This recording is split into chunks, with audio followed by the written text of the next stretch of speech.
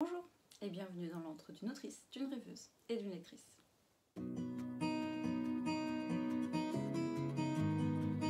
Ça va, je n'ai pas trop de retard avec cette vidéo, je pensais que ça allait être vraiment pire, mais franchement, un 4...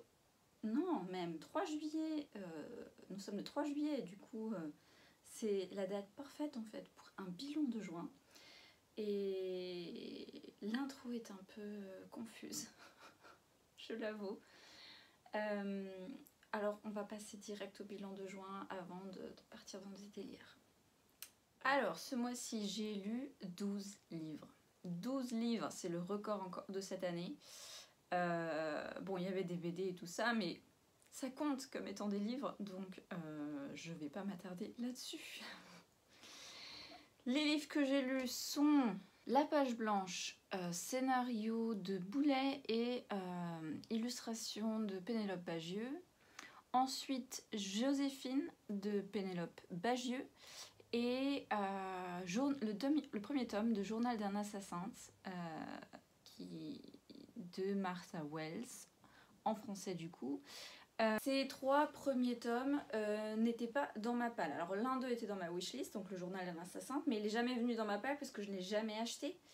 Mais je l'ai emprunté à ma sœur. Et du coup, je l'ai lu. Et les 2 premiers, ce sont des BD qui étaient dans la tiny house où j'étais restée à parenthèse pour la retraite créative d'aquarelle. Donc ils étaient également pas du tout dans ma pelle. Donc ce sont 3 livres qui ne sortiront pas de ma pelle puisqu'ils n'y étaient pas. Continuons. J'ai lu Date with Death de Julia Chapman, qui est le premier tome d'une cozy mystery basée dans le Yorkshire en Angleterre. Brin de magie et Village maudit de Jennifer Joffre, publié chez Rajo, qui est le livre d'une excellente amie autrice, et je suis super fière de ce livre, enfin fière dans le sens où je suis fière d'elle quoi. Ensuite j'ai lu Entrer dans le monde de Claire Duvivier, qui était une excellente lecture également.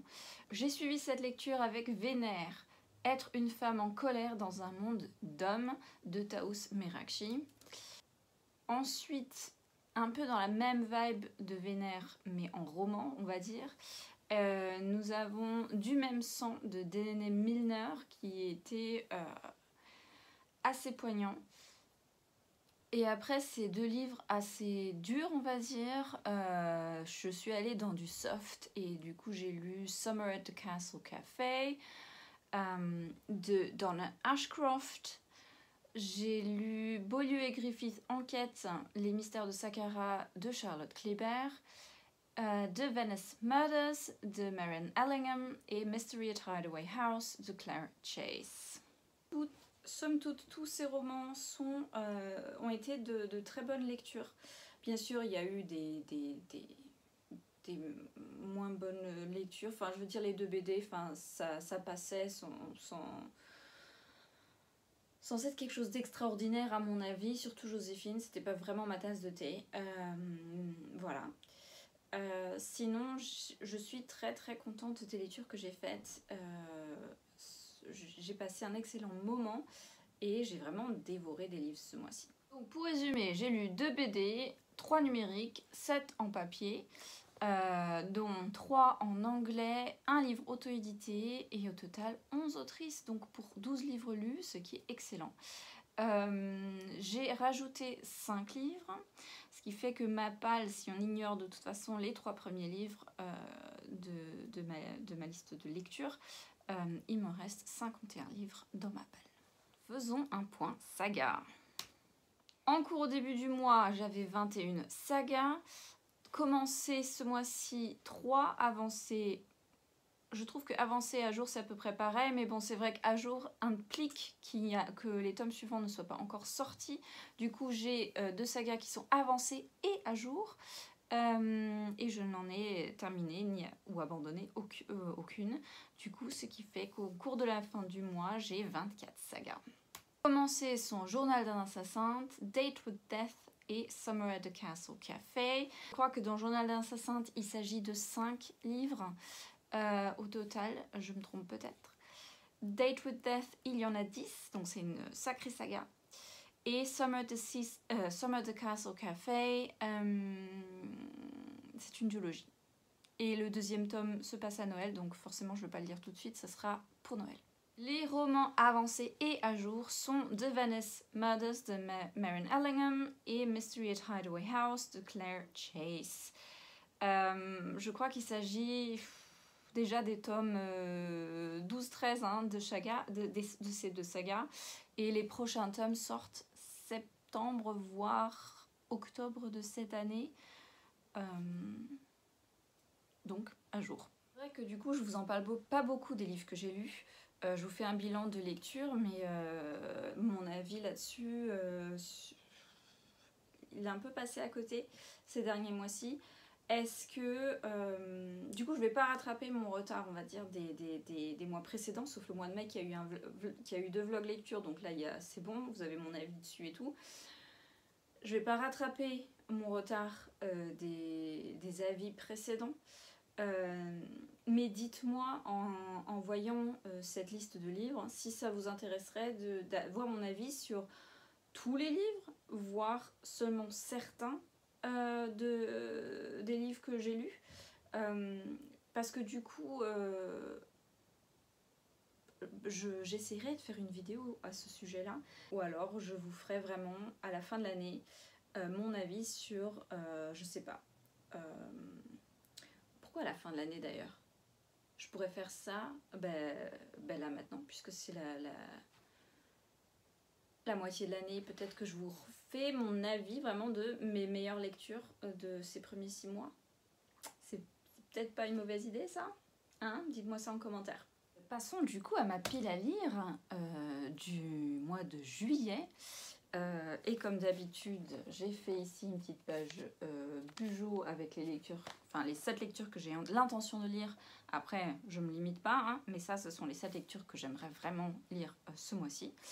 Et donc, il s'agit de The Summer Seaside Kitchen de Jenny Colgan, que j'ai déjà lu. Je l'ai d'ailleurs lu en une seule journée parce que ça se dévore. J'adore les Jenny Colgan, elle est excellente. Elle fait des romances, alors non spicy, mais dans le cosy absolument génial. Et j'aime beaucoup les histoires qu'elle tisse autour. Pas seulement avec la romance, mais les histoires de communauté, d'identité, de confiance de soi et tout ça qu'il y a dans ces romans sont vraiment très doudous et très bien menés. Du coup, il s'agit du premier tome d'une saga, qui est la saga de Muir, et Muir c'est une île, je crois qu'elle est inventée parce que j'ai essayé de la trouver sur la carte, pas trouvée, mais l'île de Muir qui est dans le nord de l'Écosse, pas loin de la Norvège, enfin paumé quoi, voilà. Et j'ai hâte de continuer cette saga. Deuxième livre de ma pile à lire et également déjà lu, Date with Malice de Julia Chapman. Le deuxième tome de la saga de 10 livres des détectives du Yorkshire. Absolument adoré. Le premier, j'avais eu un peu de mal à rentrer dedans, genre les 2 premiers chapitres, mais après c'était allé à fond. Là, c'est rentré direct. C'est rentré direct. Les personnages sont vraiment très attachants. Ici, on se concentre surtout sur des personnes âgées qui vivent dans un complexe ensemble. Et l'humour de ces personnes qui ont tellement vécu en fait est excellent et je vous conseille. Alors oui, on voit ici aux illustrations et tout ça qu'il s'agit d'un tome qui se passe à Noël, mais je voulais pas attendre Noël tellement elle est bien cette saga. Donc franchement j'ai fait abstraction et ça marche très bien, voilà. Prochain livre dans la liste et que j'ai commencé à lire, il s'agit de Enquêteur du Paris des Merveilles, qui est un recueil de nouvelles où, alors nous avons Pierre Pével qui est celui qui a écrit la trilogie du Paris des Merveilles. Ensuite nous avons, laissez-moi trouver, alors nous avons Sarah Grel-Viseo, Catherine Loiseau, Benjamin Lupu, Adélie Pellarin et Caroline Schweighofer. Nous avons donc au total 6 nouvelles dans le monde du Paris des Merveilles. Et j'adore replonger dans ce monde du Paris des Merveilles, c'est absolument enchanteur.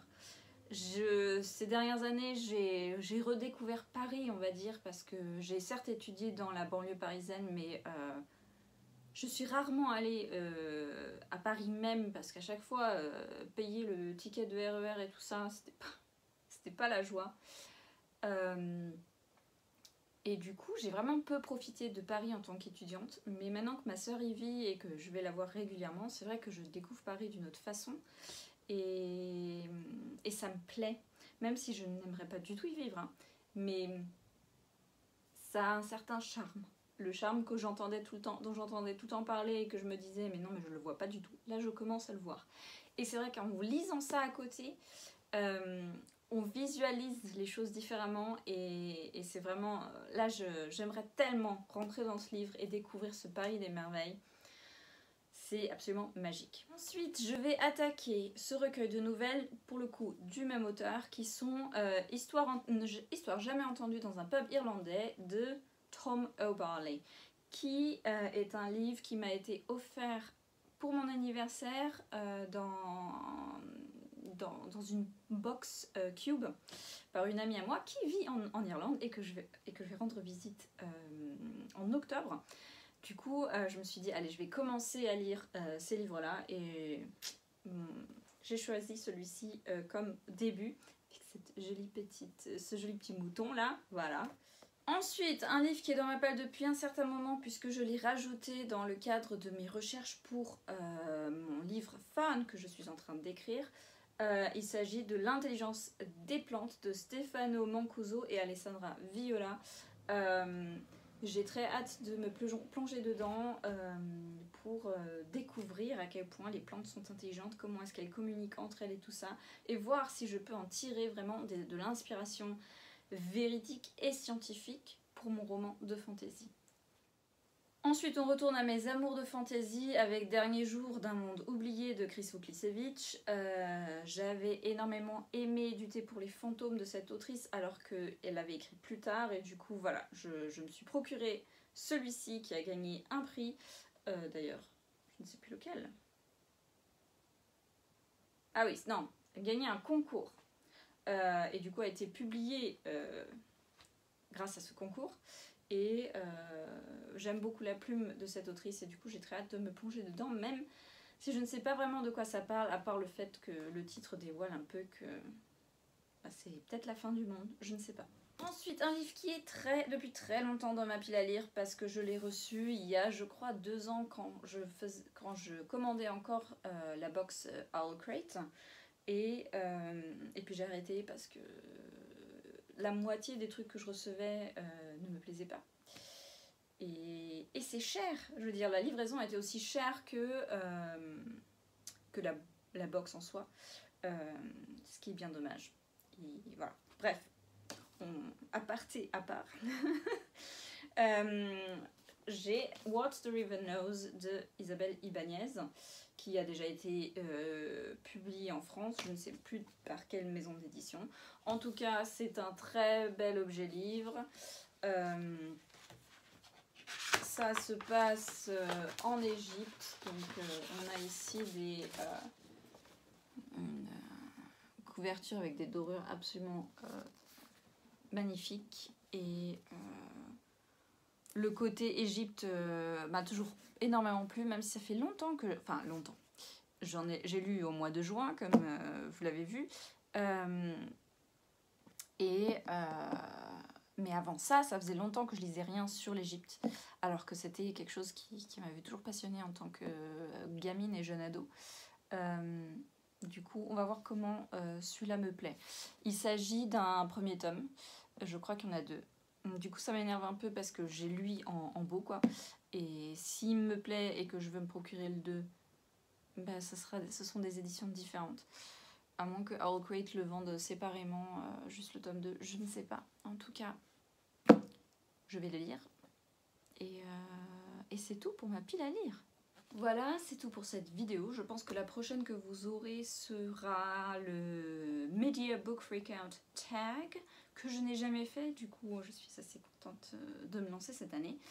Et comme je le disais, peut-être une vidéo avec mes coups de cœur ou mes meilleures lectures de cette première moitié de l'année.